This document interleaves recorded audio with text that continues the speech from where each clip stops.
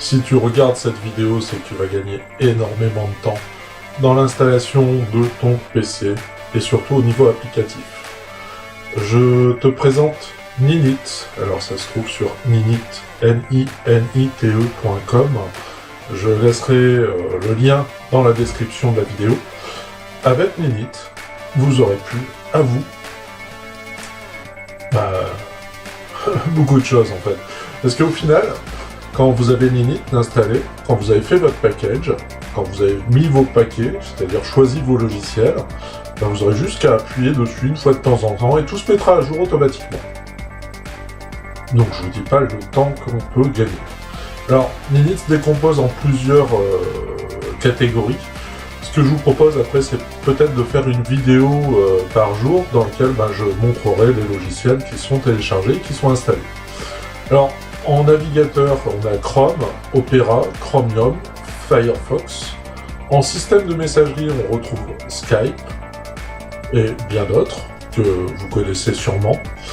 En médias, alors on a iTunes évidemment pour les possesseurs de Apple, on a VLC, KM Player et j'en passe, il y a énormément de choses. Regardez les prochaines vidéos, vous verrez un petit peu à quoi ça correspond.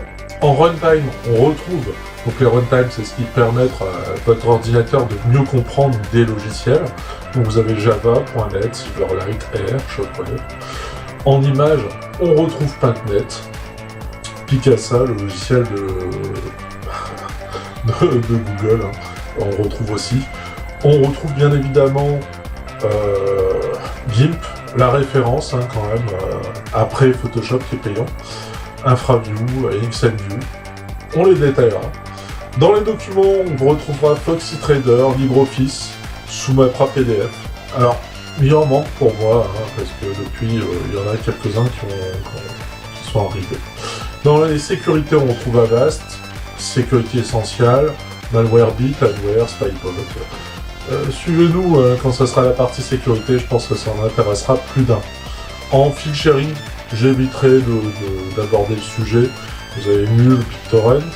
En développement, on retrouve Python, qui est la référence. FileZilla, pour pouvoir poster vos... J'en dirai plus tard. Notepad, et bien d'autres, qui seront détaillés. Dans le storage, Dropbox, évidemment, le produit concurrent Google Drive ou OneDrive, vous avez Mozy aussi. Alors, pareil, suivez les vidéos, vous allez voir, ça peut être intéressant, on y apprend pas mal de choses. Et dans les diverses, vous avez Evernote, Google Earth, Steam, et j'en passe et des meilleurs. L'avantage de ce logiciel, c'est que je fais ma petite course, je sélectionne mes petits logiciels, et je clique sur Get Installer, et j'ai un logiciel qui s'installe.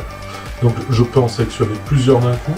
C'est vraiment très intéressant. Dans mes prochaines vidéos, vous verrez assez rapidement comment on peut faire ces sélections. Et c'est très très impressionnant. A bientôt pour des nouvelles vidéos. N'oubliez pas, comme à mon habitude, j'aime bien qu'on partage aussi. Alors donc partagez cette vidéo.